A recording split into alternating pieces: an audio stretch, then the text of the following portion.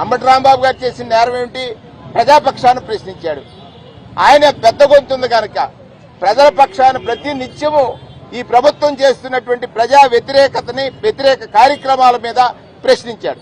కానీ ఇవాళ దేవతా స్వరూపంగా న్యాయదేవతుంది.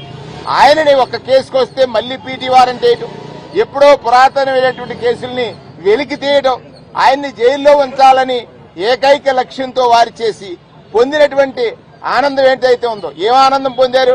ఆయన 3 వారాలు జైల్లో ఉన్నాడు. కానీ ఆయన ఒక్కటి మాత్రం అంబటి రాంబాబు గారి మనోధైర్యాన్ని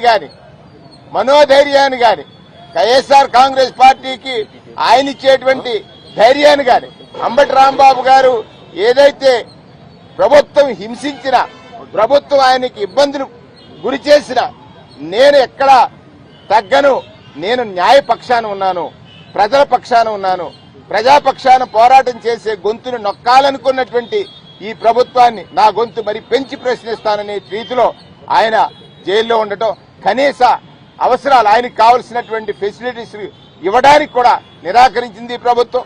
తర్వాత వారి కుటుంబాన్ని ఎన్ని రకాల హింసించారు. ఇది రాష్ట్ర ప్రభుత్వం యొక్క పనితీరుకు అద్దం పడతా ఉంది.